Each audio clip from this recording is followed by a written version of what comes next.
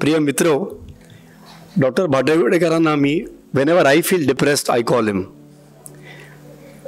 I always feel very happy after that, but now I realize why I feel so happy, because I am always grateful to you. So I feel doubly happy. And that was such a wonderful thing you said about being grateful, not just for what we have, but for people who do things for us, our teachers, our parents, society, everybody. आपण मगाशी म्हटलं की आपलं topic आहे आनंद आणि बालपण. तुम्ही म्हटलं की मुलं आनंदीच असतात, याचा अर्थ आपण जे मोठे होते त्यांचा आनंद घेऊन जातो. आणि आपण ते कसं करतो ते सुरुवातीला घरातच सुरुवात होते. आणि म्हणून मुलांना जर आनंदी करायची गरज नाही, त्यांना आनंदी we have to let them be happy. आणि त्यासाठी पालकत्व हा जो विषय आहे दॅट इज एक्स्ट्रीमली इम्पॉर्टंट. काल एक स्क्रीन टाईमवर एक टॉपिक चाललेला आणि माझी एक कलिग आहे डॉक्टर अदिती जोशी, ती she was asking me questions, cases, आणि मी उत्तर देत होतो. तर शी सेड की स्क्रीन प्रेझेन्स एवढं परवेसिव्ह झालेलं आहे की क्लिनिकमध्ये इंजेक्शन आपण देतो, पिडियाट्रिशियन, मूल रडायला लागलं की लगेच आई त्याला स्क्रीन देते, म्हणजे मोबाईल फोन देते, आणि ते मूल ते लगेच बघायला लागतं आणि शांत बसतं. तर आपण तेव्हापासून मुलांना स्क्रीनची सवय घालतोय असं त्या मला म्हणाल्या. त्याच्यात एक दुसरा भाग आहे, तुम्हाला का वाटते ती आई स्क्रीन देते त्या मुलाला? मुलं कोणी बोलू शकता, आपण 10 मिनिटात आटपणार आहोत. बोला, का ही स्क्रीन देते? तुम्ही पण केलं असेल कदाचित. काय वाटतं?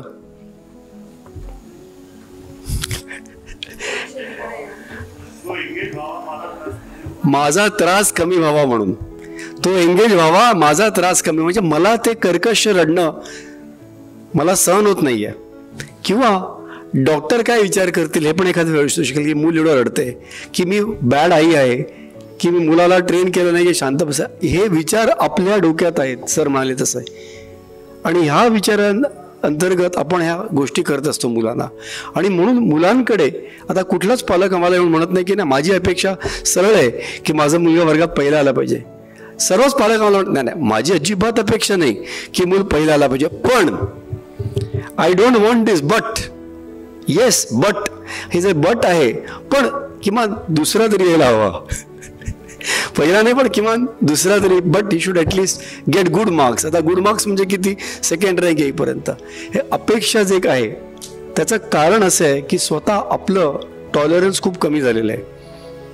आणि टॉलरन्स म्हणजे समाजात जे आपण बघतो ते खूप दूर राहिलं. आपण आपल्या घरात आपल्या मुलांसाठी, एकामेकांसाठी, स्वतःकडे आपण जी अपेक्षा करतो ते टॉलरन्स कमी झालेलं आहे. आणि त्याच्यामुळे आपली अपेक्षा स्वतःकडून किती अपेक्षा करणार टॉलरन्स वाढवायची. म्हणून दुसऱ्यांकडे की त्याने आपल्याला ट्रबल करू नये, त्रास देऊ नये. आणि मुलांकडे पण तेच. आणि म्हणून स्क्रीन जे आपण देतो आपण आपला त्रास कमी करण्यासाठी देतो. आणि मुलांना बेसिकली आपल्याला वाटतं की एक आपण मूल जन्माला आपण ते म्हणतो की giving birth is a biological act, त्यासाठी काही जास्त विचार करावा लागतो असं नाही. पण मुलाला वाढवायचं कसं यासाठी विचार करायला पाहिजे, काहीतरी ट्रेनिंग पाहिजे, आपल्याला कोणीच देत नसतं. आणि म्हणून कुठेतरी आपण काहीतरी ऐकलेलं डूज अँड डोंट्स फॉलो करतो की असं असं असं मुलांना वागवलं पाहिजे, म्हणजे ते they will grow up and be successful. पण मुलं हॅपी कशी होतील ह्याच्याकडे कोणी आपल्याला सांगितलं नसतं. हे केल्यावर मुलं आनंदी होतील, कारण बहुतेक आपल्याला ते माहीत असतं. ते तुम्ही करू नये, म्हणजे मुलांना जे करून देतात they are happy, you let them B, they shouldn't late them बी. म्हणून त्यांना अभ्यासाला लावा, त्यांना एवढे तास अभ्यास करून द्या, शाळेत जाऊ द्या, आल्यानंतर ट्युशन्स लावा, ट्युशन नंतर अजून अभ्यास करून घ्या. रात्री तुम्ही जॉबवर येणार 7 वाजता, तोपर्यंत सोशल इंटरॅक्शन मुलाचं नाहीच आहे. आल्यानंतर कुठेतरी कुकरची शिटी वाजता वाजता त्याचा अभ्यास घ्या. आणि जेवण झाल्यानंतर मग त्याला जेवताना विचारा, शाळेत बाईने का ओरडलं तुला, का कमी मार्क मिळाले, म्हणजे बिचारा जेवताना पण संध्याकाळी त्याला 2 मिनटं सुख चैन के 2 सेकंड नाही मिळते. ह्या अपेक्षा ज्या आहेत की डूज अँड डोंट्समध्ये काय म्हणजे मुलाला सक्सेसफुल व्हायचं असेल तर त्याला अमुक अमुक मार्क मिळाले पाहिजे, एवढी स्पर्धा आहे, एवढे हजारो लाखो मुलं परीक्षेला बसतात, त्याच्यातून माझ्या मुलाला जास्त, ह्या स्पर्धेसाठी आपण तयार करतोय. आणि स्पर्धक जर त्याला आपण बनवला तर त्याला विरंगुळा कसा मिळणार, त्याला आनंद कसा मिळणार? आपण त्याला स्पर्धक बनवतोय. आणि म्हणून आपल्याला एक लक्षात आलं पाहिजे की आपलं मेंटल ट्युनिंग सर म्हणाले तसं has become not as parents but as somebody as a boss, की मला माझ्या ह्या एम्प्लॉई आहे ह्याच्याकडून मला एवढं काम करून घ्यायचं आहे, हा माझा मुलगा आहे, मला एवढं त्याला मार्क मिळून त्याच्याकडून ही पोझिशन त्याला मिळाली पाहिजे, ह्यासाठी आपलं टोटल माइंडसेट चेंज होतं. आपण काम करतो का? कारण मुलाला कॉलेजला पाठवायला पैसे मिळावे म्हणून, मुलाला आनंद मिळावा याचा विचार करत नाही आपण कधी. आणि everywhere it comes down to, आपण मराठीत ज्ञान म्हणतो पण हिंदीत आपण स्लँग बोलताना अरे ज्ञानमध्ये यार. प्रत्येक पालकाला हेच वाटत असतं की माझ्या मुलाने माझ्याकडे येऊन काही म्हटलं की मला त्या ज्ञान द्यायची की जरूरत आहे. आम्ही नेहमीच म्हणतो की 80% प्रॉब्लेम्स मुलांचे सॉल्व्ह होतात जर तुम्ही ऐकून घेतलं फक्त. तर अजिबात ज्ञान त्याला देऊ नका, त्याला ज्ञानाची गरज नाही आहे, त्याला फक्त मन मोकळेपणाने बोलायची गरज आहे. तुम्ही ऐकून घेतलं, आणि that is true for adults also. Because I think when I call you, I talk most and you just listen mostly and you just reply for 20% of the times.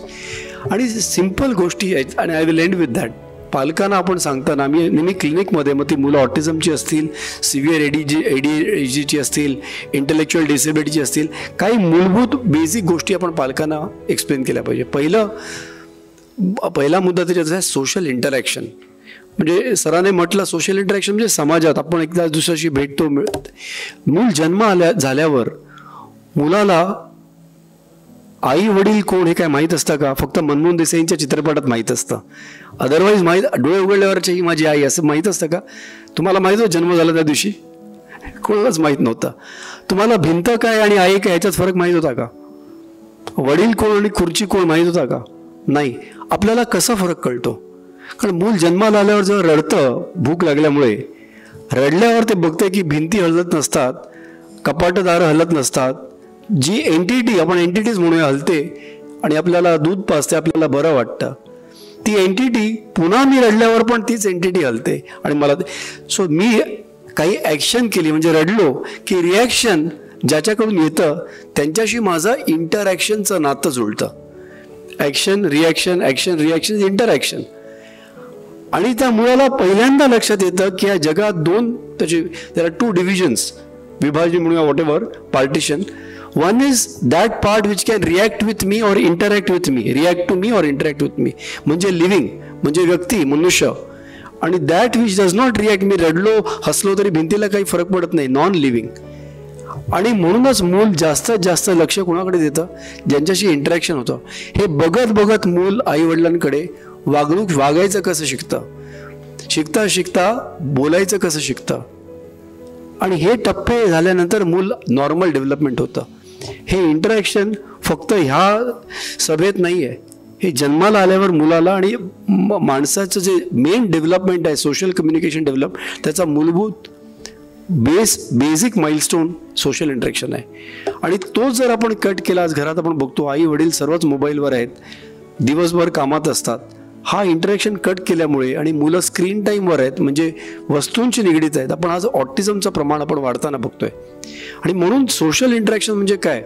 मुलाबरोबर जोकरगिरी करणे असे शब्द, म्हणजे ही ॲडवाईस मी देतो ॲज अ डॉक्टर की तुम्ही मुलांना शिकवा. काही म्हटलं तुम्ही इंटरॅक्ट करता का? हो. कसं इंटरॅक्ट करता? करून दाखवा.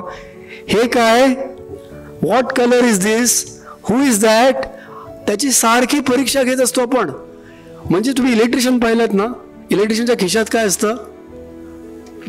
टेस्टर असतो. तो काय करतो? कुठेही सॉकेट दिसलं की करंट येतोय की नाही टेस्ट करत असतो. आपण मुलांचं तेच करत असतो. टेस्टर झालेत तुम्ही सर्व. आणि मूल सॉकेट आहे. हे काय ते काय? डॉक्टरना हॅलो बोल, गुड मॉर्निंग बोल, नमस्कार कर, पाया पड, व्हॉट कलर, दिस कलर. हे केल्याने मुलं इरिटेट होतात. त्याला मुलाला वाटतं की तिची तरी सटकलंय किंवा तिला वाटतं माझी तरी सटकलंय. काय झालंय काय? Who is mad? Why she testing me all the time? शाळेत गेल्यावर तेच, घरी आल्यानंतर तेच, शाळेत काय केलंस आलं. हे क्वेश्चन जे आपण करतो त्याने मुलं इरिटेट होतात. मुलांना बोलू द्या. एखाद्या मुलाने आल्यावर तुम्हाला सांगितलं की या शाळेत अमुक अमुक घडलं, आपला रिस्पॉन्स काय असतो? मग तू काय केलंस? त्याने तुला मारलं, तू मारलंस की नाही त्याला? ह्या प्रकारचं आपलं इंटरॅक्शन असतं. प्रश्न कसे विचारावे? अच्छा असं झालं का? अच्छा मग तुला काय वाटतं त्याच्याबद्दल? असं आपण कधी विचारतो का? आणि बरंचसं तुमच्याकडून I have learn from you, so I have to admit that you and Anuradha teacher madam are my teachers.